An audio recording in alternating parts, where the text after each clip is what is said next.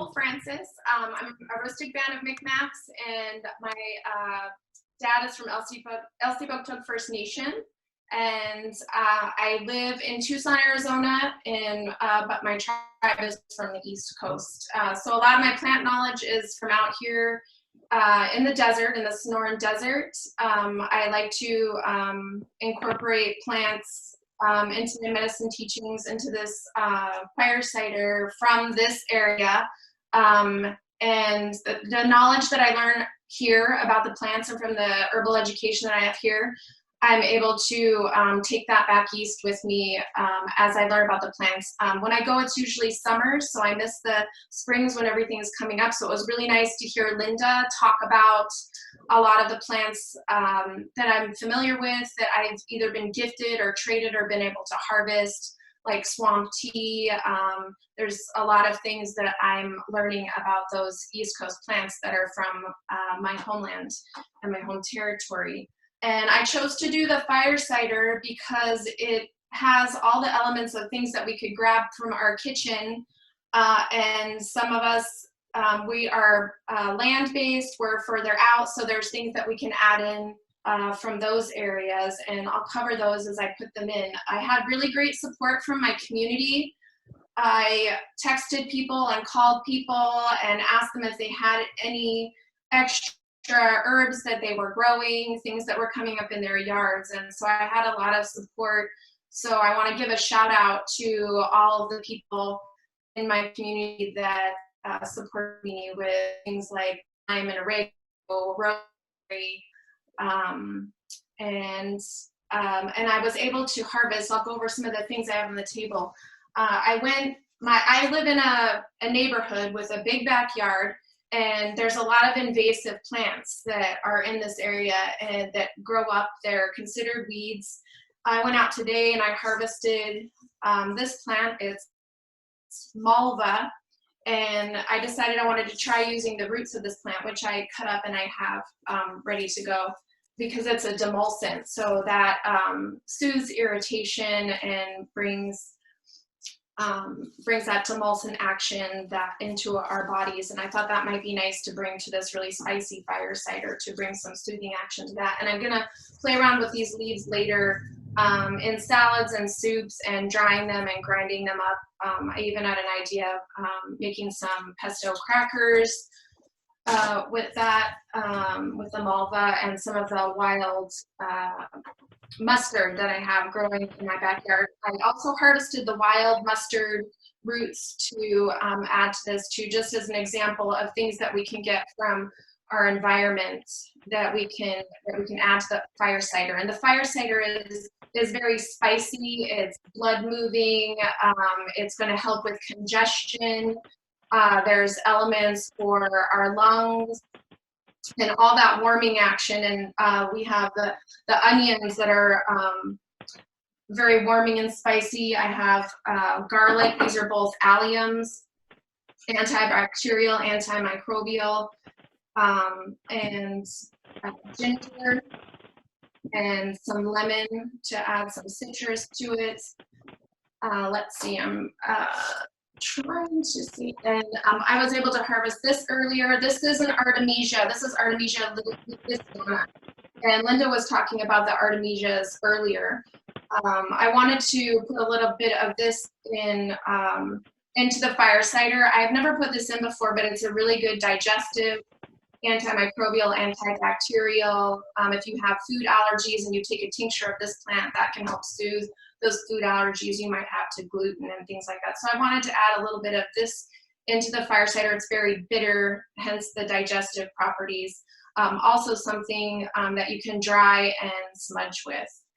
And the contributions that I have from my friend this morning, I have some thyme, oregano, and that's probably what I'm going to put in there. She gave me this beautiful cup, but the thyme and oregano are fresh, and I'm going to use those in there. If some of these ingredients, like the ginger and the garlic and the onions, we might have some of these ingredients and maybe not others, but if we look in our cupboards, we might see that we have some dried thyme. I have some cinnamon, if you don't have something like cinnamon sticks that you could use, garlic powder if you don't have garlic, and cayenne.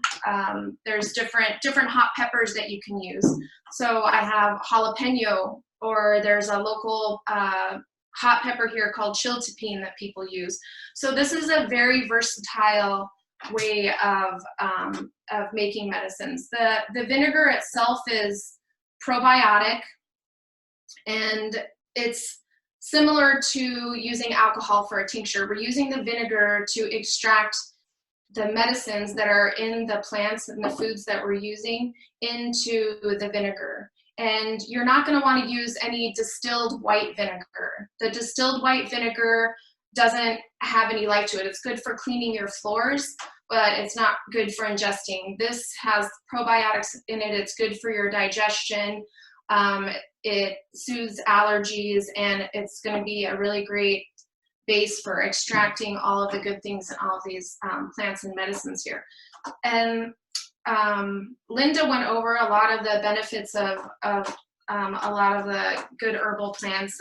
She talked about rosemary and Mica or hibiscus, high in vitamin C. So these are all things that are optional to put in there into the fire cider. And the juniper berries, antimicrobial, antibacterial. And I have elderberries here as well. You could also mix the fire cider with elder syrup. And I'm sorry, I can't see any questions because I am kind of far away, so we can hold those for after. This is another big base of the fire cider. This is horseradish. And horseradish is really great for the lungs. You can, once you cut this open, it will clear your sinuses immediately. It's really powerful. So if you think of wasabis and mustards, it's in the same family as those plants, and it's really going to clear up those congestions in your nose and break up things in your lungs. So this has a really good affinity for the lungs. I know that you said we can go a little bit over, Nicole? Yes, definitely. Go for another 10 minutes or okay. You're barely at like 10 minutes right now. Oh, okay, great. I wanted to cover everything that I have on the table. I'm going to start, and I have an ingredients list that I'm going to post later, and I have it on Google Docs that I can give to Nicole.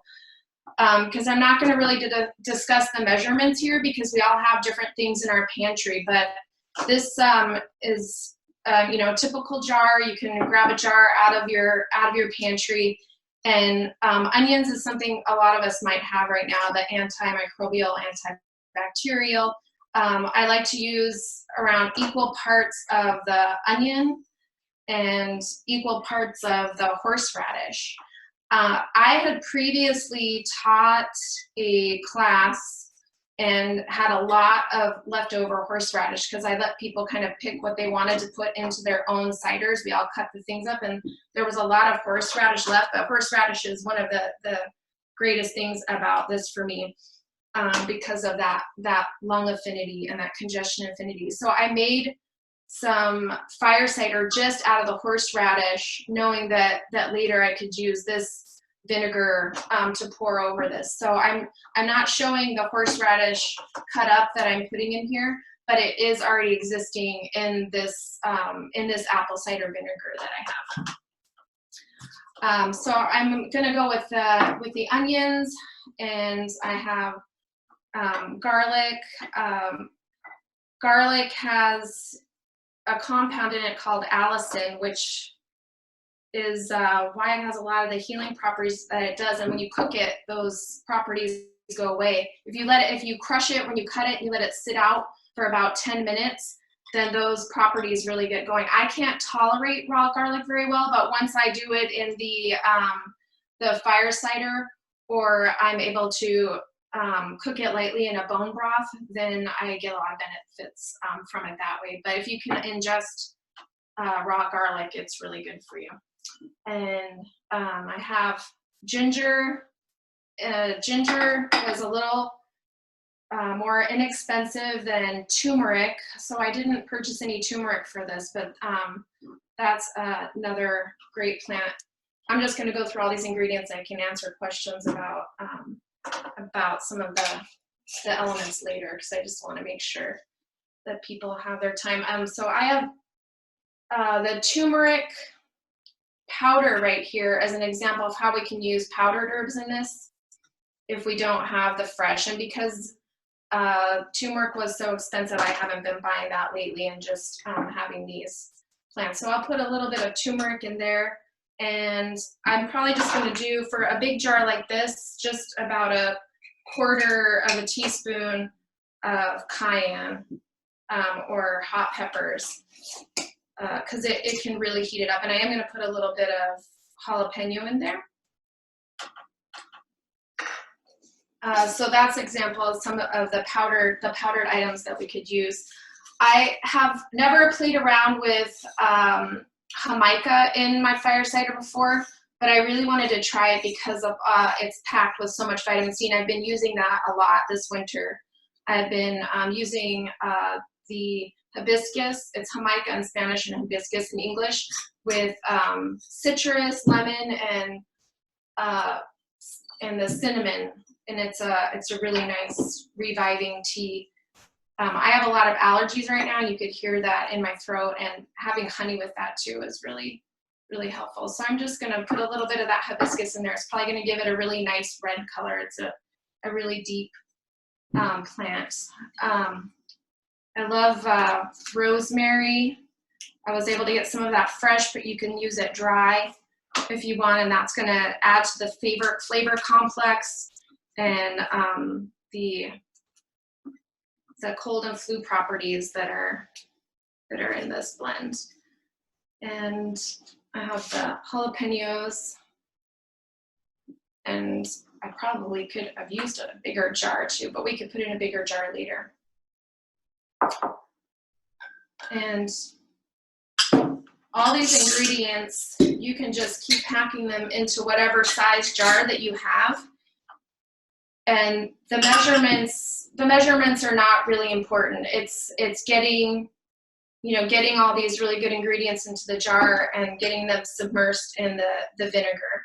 So if you want it to be spicier, you can use a little more hot peppers. The horseradish is really spicy on its own, so you might not need a lot of spice. If you have children at home, you might not want to add the cayenne or the hot peppers to it because you'll want it to be less spicy for them. You do have to be careful if you already have warming tendencies in your body. This can help your digestion, but can also cause you to, it can be too warming, and you can feel heartburn and things coming from this. So trust your body and how it feels when you're using these herbs. You can even try some of the apple cider vinegar first to get used to the flavor and how it affects your digestion, doing a tablespoon a day, and then you can start experimenting with the different plants that you can use to extract your medicine with.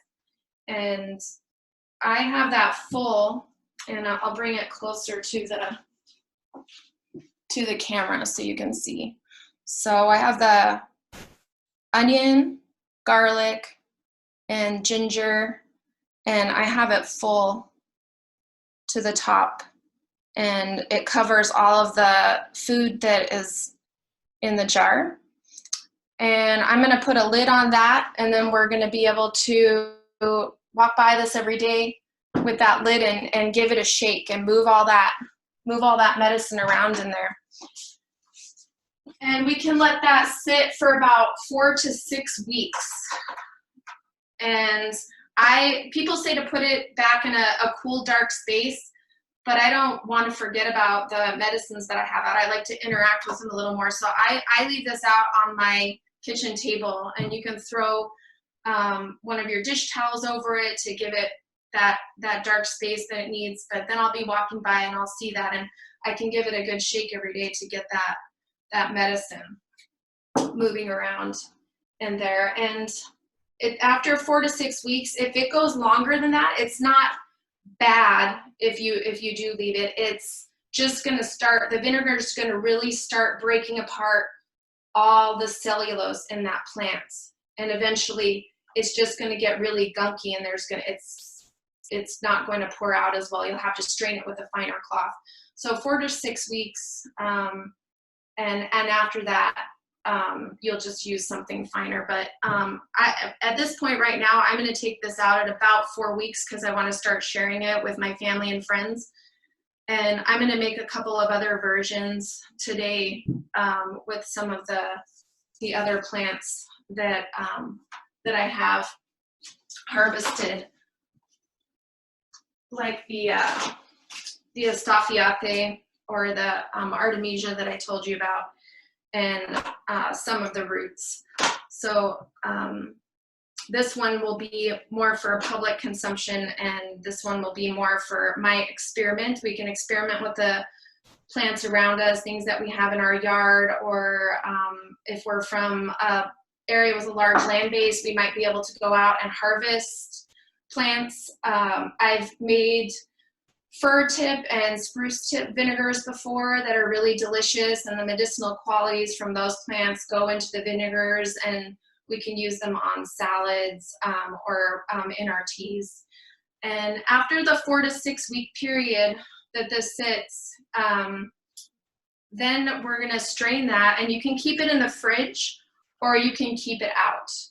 And you're gonna wanna add honey to taste. So we have some really good local raw honey that I have here, which is a medicine in itself too. It's gonna really soothe your throat, and it's gonna complement all those heating elements that we have in this immune boosting fire cider. And some people will want to add a little more honey than others. I like to leave the honey out of mine and just add it in as I'm using it, because although honey is natural, it is a sugar, and we want to avoid sugars during this time to help boost our immune systems. Or if there's someone that has diabetes and they're having blood sugar issues, they might not need as much honey. So we want to be able to have a flexible medicine to give to people, and then they can add their own honeys. But a lot of people, you know, they know exactly how much they want in there, and you can add that in, stir it up, and then store it in your cabinet or in your refrigerator. I think for children, adding a little more honey might make those tastes more palatable for them as they get used to that onion and those garlic flavors. And yeah, I think that is it about producing that in a 4 to 6 week period. And then to take it, you can start with a tablespoon a day, and you can do it straight. You could put it in a glass of warm water. You can add other herbs to it, or you could add lemon. And I would probably do 1 ounce to 2 ounces a day. And the great thing about this is that this is a tonic and it's a medicine. So a tonic is something that we can use every day to boost our immune systems, to help our lungs. And as a medicine, we can do a little more of a lot of these plants in order to help us when we feel like a cold is coming on. If you don't have access to apple cider vinegar, as Linda was talking about, a really great way to take in all these plant medicines is through water. So making those teas, making those decoctions and infusions in warm water. If they're lighter plant matter like leaves, they're going to steep. If it's something more rough like roots, those are going to simmer for 10 minutes. So if you don't have the apple cider, you don't have access to the apple cider because of where you live, or because the stores are all bought out of so many of these items right now, tea is a really great way. And also bone broth. So if you have a roast or a chicken or anything that has bones in it, and you finish that, and you finish all the chicken off of that that bird, then you can take those bones and you can use those in water and boil them and get all the nutrients out of those bones. And you can add a lot of the plants that we talked about today into that bone broth while you're making the bone broth, and after into the soup, to get a lot of those benefits from that. So there's a lot of ways besides just the vinegar to extract that. Like Linda said, tinctures are very sexy. And Vinegars are really great, really accessible, and water is a really accessible, great way to do it. And then just keeping a lot of these items right out on your table. I'm keeping the cinnamon out on my table. I'm keeping a lot of these spicier herbs, the cayenne, and I'm using it often on all of my food to get a lot of that warming, to deal with the dampness that can come from colds and from flus and those kind of things. So having these warming herbs out on my table and using them, rosemary, adding that to other things that I'm cooking, that's all been helping me get through this. I set up my parents' house several weeks ago and did the same thing with them. So instead of their dining table being for them to sit and eat at, I have bowls of all of the different foods and medicines that I wanted them to be aware of, so they didn't just get put back into the cupboard. Because right now, I'm in my house, they're in their house, and a lot of our day is thought about how we can support ourselves right now as people are getting sick, and it's the cold and flu season, and a lot of people are getting really nervous about COVID, which is why I thought this would be a really great remedy too, because it does have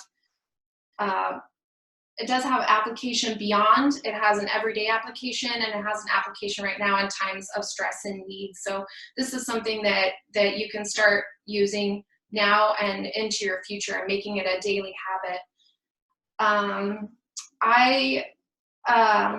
I think that having all the foods out on my table, all the foods that are medicines for me, is another way of a reminder, so that I'm not letting any of these foods go to waste, because I see them out there and I start getting ideas. So that's another trick and tip that I'm using to get through some of these items that I have and remember to use them. I'm contacting a lot of my friends that use plant medicines that are that I trust, and that I know have really good information for themselves and for their families. And we've been talking. I even take notes when I'm talking to them, just as reminders for myself of things that I need to do, because sometimes my self-care gets put on the wayside while I'm trying to take care of other members of my family.